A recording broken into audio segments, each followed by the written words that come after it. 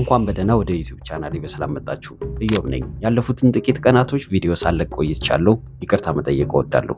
ዛሬ በአንድ ቪዲዮ ወደ እናንተ መጥቻለሁ። ይህ ቪዲዮ የኢትዮጵያ የመጽሐፍ ቅዱስ ማህበር ዋና መሪ የሆኑት ቀሲስ ይልማ ያስተላለፉት መልእክት ሲሆን ትናንት አንድ ስፍራ ተገኝቼ ነበረ። በኒቆዲሞስ ክርስቲያን ሴንተር የተዘጋጀ መጽሐፍ ቅዱስን ዕለት ዕለት እያነበቡ የሚገኙ ህብረቶች ያዘጋጁት የምስጋና ፕሮግራም ነበረ። እናም በዚህ ዕለት ቀሲስ ይልማ ተገኝተው ስለ መጽሐፍ ቅዱስ ወሳኝ ነገሮችን ተናግረዋል። እናም ይሄ መልእክት እንዳያመልጣችሁ ስለምፈልግ ወደ እናንተ ይዤው መጥቻለሁ። እስከ መጨረሻ ድረስ በትዕግስት ስሙት። ወደ መልእክቱ እንሂድ። ታላቅ የሆነው የእግዚአብሔር ቃል እኔና እናንተ አሁን እንዲበጃችን ይዘን በየሼልፎቻችን ላይ የምናስቀምጠው የሚያልፍበትን መንገድ ዛሬ ማወቅ አለባችሁ። የምታውቁ ሰዎች ደግሞ ደግማችሁ ስሙት። አንድ ነገር ደጋግሞ መስማት ጥሩ ነው፣ እንድናስታውሱ ያደርጋል። አንድን መጽሐፍ ቅዱስ ከአንድ ቋንቋ ወደ ሌላ ቋንቋ ለማስተርጎም 3 ሰዎች በሙሉ ጊዜ ቁጭ ቢሉ በጣም ከፈጠኑ ከ12 እስከ 15 ዓመት ይፈጅባቸው። ሪሰንትሊ አሁን ባለፈው 1 ዓመት 2 ዓመት ውስጥ 3 ቋንቋዎች አስመርቀናል። 3 ዓመት ውስጥ አኝዋክ ሲዳምኛ፣ ሀዲግኛ፣ ከምባትኛ፣ ኮንስኛ። ሲዳምኛ ቆይቷል። ከምባትኛ፣ ሀዲግኛ፣ ኮንስኛ 3ቱ መጽሐፍ ቅዱሶች 18 እስከ 20 ዓመት ነው የፈጁት ትርጉማቸው ብቻ። አንድ የትርጉም ስራ ምን ያህል ከባድ እንደሆነ ተመልከቱ። ያው በተለያዩ ቋንቋዎች ሲተረጎም ይህንን ትርጉም ለመስራት ቴዎሎጂ የመጽሐፍ ቅዱስ ዕውቀት ቢብሊካል ስተዲ ብለን የምንለው ዕውቀት ያላቸው ሰዎች መገኘታቸው በራሱ ፈተና ነው። ምክንያቱም አናዘጋጀው።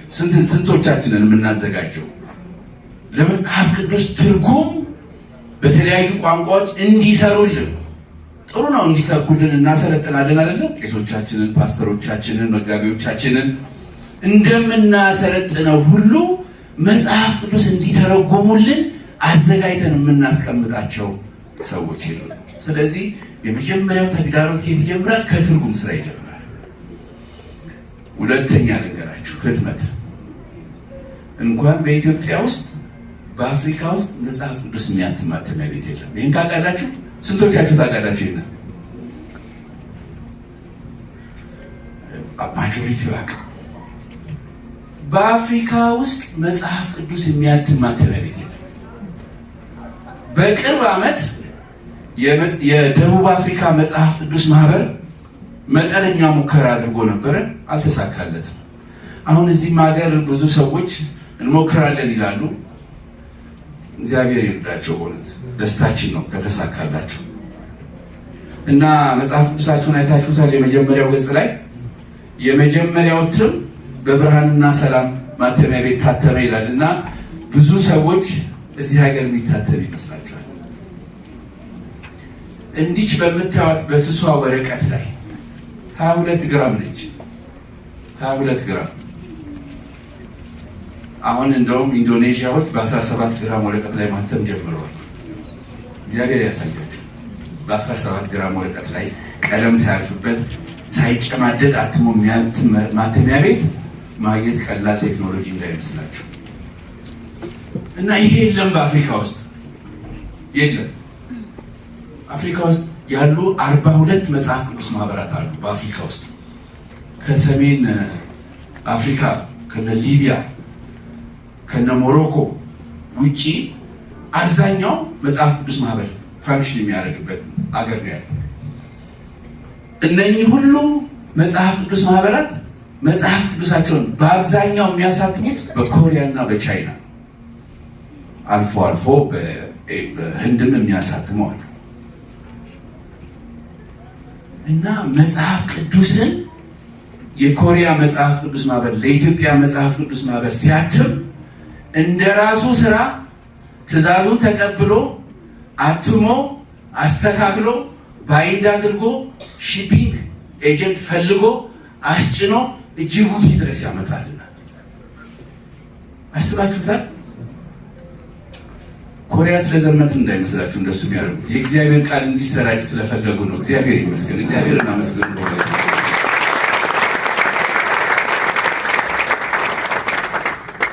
ከዛ በኋላ ጅቡቲ ይደርሳል መጽሐፍ ቅዱሱ። ስንቶቻችሁ ከስተም እንደሚከፈልበት ታውቃላችሁ? በመጽሐፍ ቅዱስ ከስተም እንደሚከፈል ታውቃላችሁ? አብዛኛው እዚህ ውስጥ ስንት ባይብል ኤጀንሲዎች እንዳሉ አላውቅም። አብዛኛዎቹ ካለፉት 2 ዓመታት ወዲህ ከጨዋታ እየወጡ ነው። ማተምና ማስገባት እየተው ነው። እኔም ውስጡ ስለምሰራ አይደለም፣ ሁል ጊዜ እላለሁ እግዚአብሔር ለዚች ሀገር እነኛ የቀደሙ አባቶቻችን ህዝባችን የእግዚአብሔርን ቃል በአፍ መፍቻ ቋንቋው እንዲያገኝ ይህንን ማህበር መስርተናል ብለው የመሰረቱት አባቶቻችን ለካ እግዚአብሔር በምክንያት ነው ያስነሳቸው። እስካሁን ድረስ እየታገለ ያለው የኢትዮጵያ መጽሐፍ ቅዱስ ማህበር ነው። ግማሽ ሚሊዮን መጽሐፍ ቅዱስ ያስገባል። ተመልከቱ። ሻንጣችሁን ይዛችሁ 2-3 ላጌጅ ይዛችሁ ከዚህ ኬንያ ናይሮቢ ሂዱ ብትባሉ ምን ያህል ነው የሚከብዳችሁ? እንቅልፍ ይወስዳችኋል። 2-3 ኮንቴነር ሙሉ መጽሐፍ ቅዱስ ከኮሪያችኑ ማምጣት ምን ያህል ከባድ እንደሆነ አስቡት። እኔና እናንተ ነገ ናይሮቢ ትሄዳለህና 3 ሻንጣ ያዝ ብንባል እንዴት ነው የምንርበተበት? እግዚአብሔር ታላቅ አምላክ፣ እግዚአብሔር ይመስገን። አልተቋረጠም የእግዚአብሔር ቃል። ስለ ትምህርት ነው የተናገርኩት። 3ኛ ስለ ስርጭቱ ልንገራችሁ። ይተረጎማል፣ ይታተማል፣ ህዝብ እጅ መድረስ አለበት። ለደቂቃ መጋዘን ውስጥ መቀመጥ የለበትም። ለደቂቃ ወዲያውኑ መጥቶ መሰራጨት አለበት። ስርጭቱ ደግሞ ሌላ ሸክም ነው። ህዝቡ ጋር መድረስ አለበት።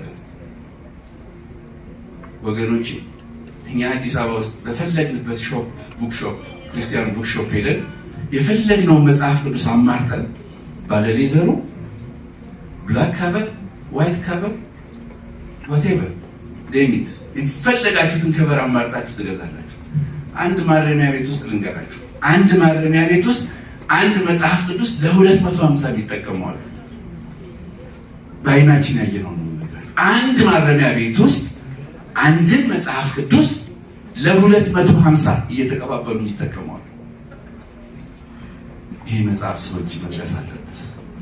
ሰዎች ማግኘት አለባቸው። በተለይ በዚህ ዘመን መጽሐፍ ቅዱስን ሰዎች ማግኘት አለባቸው።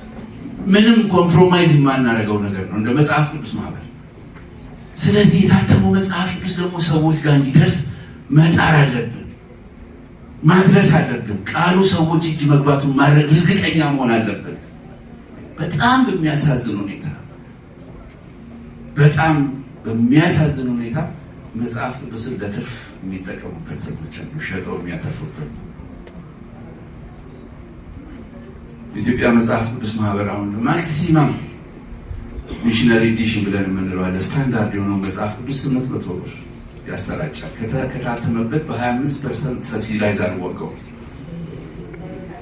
አብዛኛዎቹ ለምን ተጠቀሙ አላውቅም፣ በሰው ለመፍረድ አንችልም። ግን 1400 ብር እና 1500 ብር ሲሸጥ ታያላችሁ። ብዙ ሰዎች ለብዙ አገልግሎት እንዲሆን በነፃ የሰጡት መጽሐፍ ቅዱስ አይሸጥም ተብሎ ላይ ስታምፕ የተደረገበት መጽሐፍ ቅዱስ ገበያ ላይ ሲሸጥ ታያላችሁ።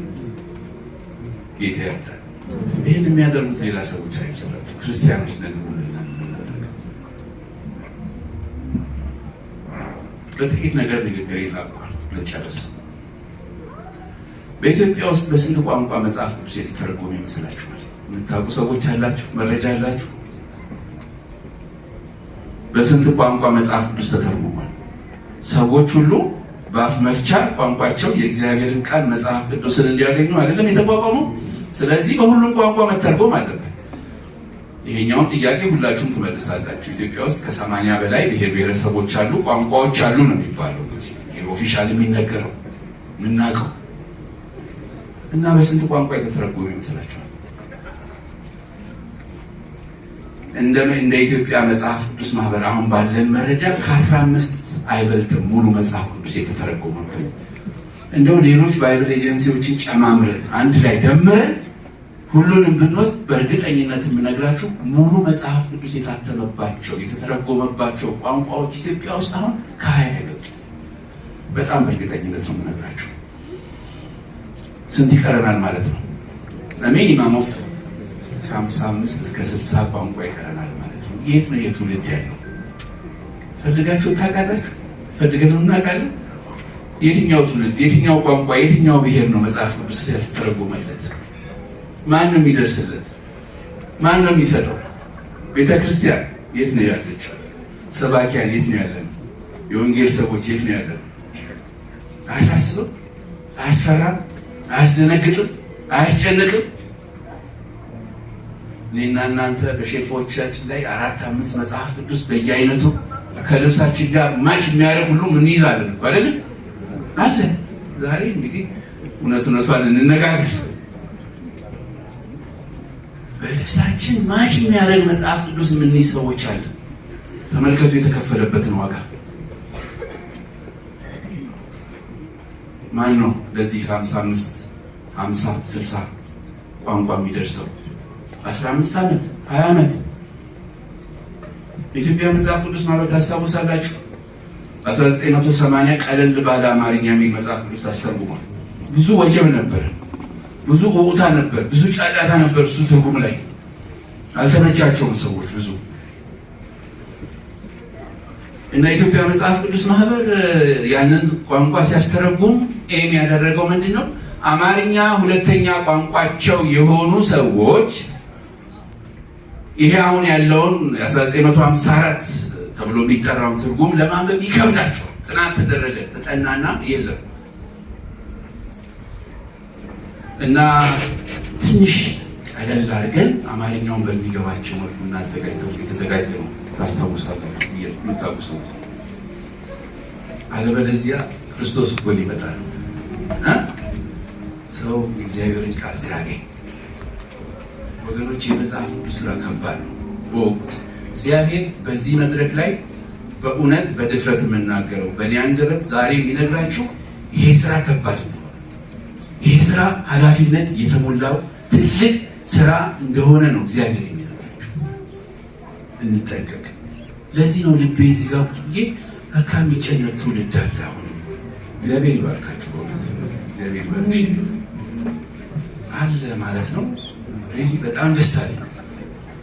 በጣም በሀዘን ነው የምናገረው። ቤተክርስቲያናት እንኳን እንደዚህ አይጨነቁ። መጽሐፍ ቅዱስ አለ ይሉናል፣ ይመጡና ድንገት ትንሽ መርከብ ምንም ዲሌይ ሆኖ መጽሐፍ ቅዱስ ከስቶክ ውጭ ሲሆን ይቆጡና ይሄዳሉ። በጣም ተቆጥተው ይሄዳሉ። ምን ቸገራችሁ እንኳን ብለው አይጠይቁም። ምን ሆናችሁ ነው ስቶካችሁ ባሉ ይሆን አይሉ። በጣም ተቆጥተው ይሄዳሉ። ያስደነግጣል፣ ያስፈራል። ስለዚህ የመጽሐፍ ቅዱስን ነገር ግድ የሚለው ትውልድ ማየት በጣም ልብ ያሞቃል ብያሉበት በእነኚህ ምክንያቶች ነው። በትርጉሙ ስታስቡት፣ በህትመቱ ስታስቡት፣ በስርጭቱ ስታስቡት ሁለት ነገር ጨምርላችሁ። አይነ ስውራን እንዴት ነው መጽሐፍ ቅዱስ የሚያገኙት? አስባችሁ ታውቃላችሁ? አይነ ስውር ሳይሆኑ በእድሜ ብዛት ማንበብ የማይችሉ ሰዎችን እንዴት አድርገን ነው መጽሐፍ ቅዱስ የምንሰጣቸው? አስባችሁ ታውቃላችሁ? አስባችሁ ታውቃላችሁ? ብዙ ሰዎች ቅንጦት ይመስላቸዋል ኦዲዮ ባይብል ሲሰሙ፣ የዘመናዊነትን ምልክት ያደርጉታል። አንዳንዴ በመኪና ውስጥ ሲሰሙት ብዙ ሰዎች ዲቫይሷን በጣም ታምራለች አይታችኋት እንደሆነና ብዙ ሰዎች ሲያዋት የዘመናዊነት ምልክት ነው። ኤርፎን ምንም ሄድሴትም አድርገው ሲሰሙ ስናይ የቅንጦት ይመስለናል። አይደለም። በእውነት በጣም ኤክስፔንሲቭ የሆነ ዲቫይስ ከመጽሐፍ ቅዱስ ፕሮዳክሽኖች ውስጥ አንዱ ኦዲዮ ባይብል ነው። በጣም ኤክስፔንሲቭ፣ የሚከፈልበትን ቀረጥ ብትሰሙ ውሁ ነው የምትሉት። ለእሱ ለኦዲዮ ባይብል እዚህ ሀገር ሲገባ የሚከፈለውን ገንዘብ ብትሰሙ ትደነግጣላችሁ። አይነ ስውራን ብርሃን የሌላቸው ወገኖቻችን በእድሜ ብዛት መጽሐፍ ቅዱስን ገልጠው ማንበብ የማይችሉ ሰዎች አሉ። እነሱን ለመድረስ ተብሎ ነው የኦዲዮ ባይብል የተሰራው። ይኸውላችሁ፣ ይሄ ደግሞ አንድ ሌላ አገልግሎት ነው። ብሬል የሚባል አለ። ብሬል ታውቃላችሁ? ማየት ለተሳናቸው ሰዎች በእጃቸው ብሬል the most expensive production ነው። ጀርመን ነው የሚታተመው። ጀርመን ባይብል ሶሳይቲ ነው የሚያተመው። በጣም ኤክስፔንሲቭ ይሆናል።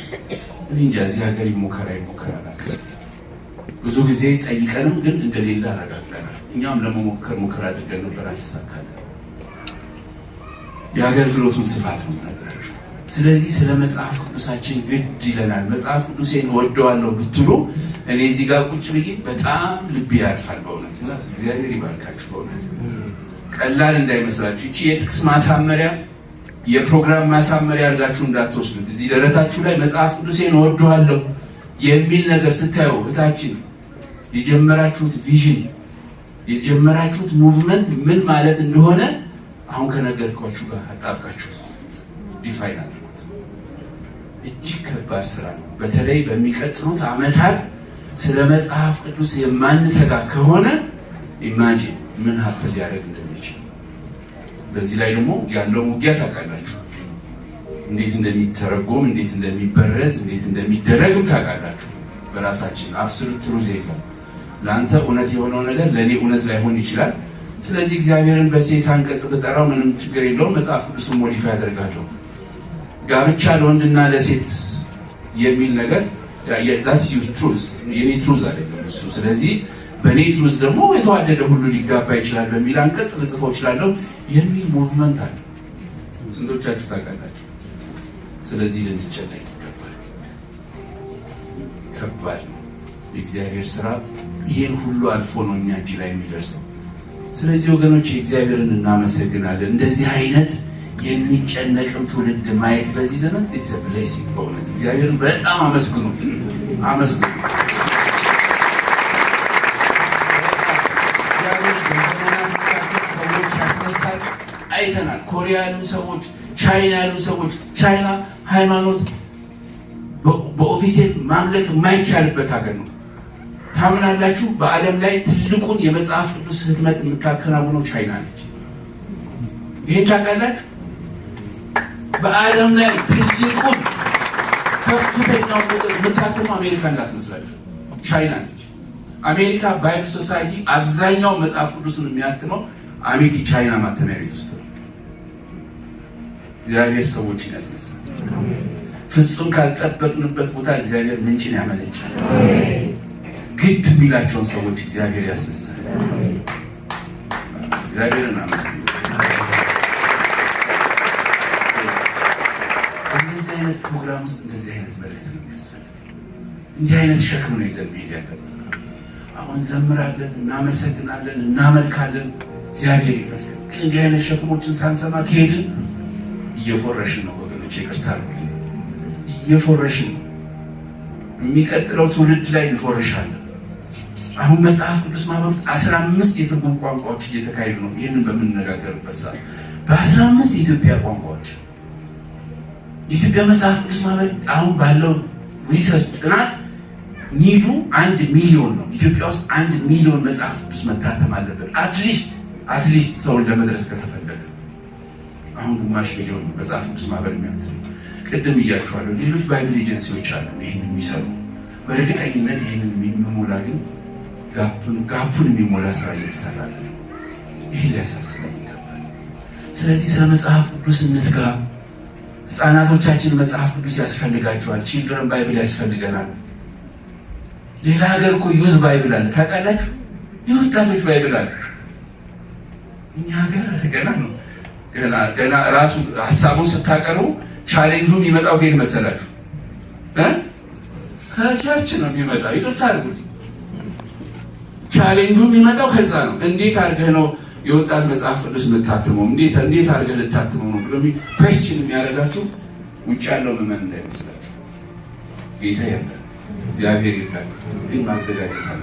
ለህፃናት መጽሐፍ ቅዱስ ማዘጋጀት አለ። ኬንያ ቅርባችን ያለችው ኬንያ ውመንስ ባይብል አላት። የሴቶች መጽሐፍ ቅዱስ አላት። ውመንስ ባይብል ቃሉን አይቀይሩትም እኮ ለሴቶች በሚገባው መልኩ ሊረዱ በሚችሉበት በጓዳው፣ በጎድጓዳው፣ በሳህኑ፣ በሌማቱ፣ በቡሃቃው በምኑ አድርገው በሴቶች ወቅት መጽሐፍ ቅዱሱን እንደሚረዱት አድርገው ያዘጋጁላቸው። እኛ ያስፈልገናል እንጂ ለምን ያስፈልገንም? ቃሉን ካልሸቀጥን፣ ካልበረዝን፣ ካልጨመርን፣ አስተያየታችንን ካላስገባን ሰዎች እንዲረዱት አድርገን ብናዘጋጀው ምን ይለናል? እግዚአብሔር መንግስት እናስባለን። ከፊታችን ያለው ስራ ብዙ ነው፣ መከሩ ብዙ ነው ወገኖች፣ መከሩ ብዙ ነው። ስለዚህ ይህን ስራ መደገፍ፣ ወገኖቻችንን መደገፍ ያስፈልገናል። በጣም በዚህ ጉባኤ ፊት ቃል የምገባው የጀመራችሁት ሙቭመንት ከዚህ በኋላ መጽሐፍ ቅዱስ ማህበር አብራችሁ ይሰራል። በፈለጋችሁት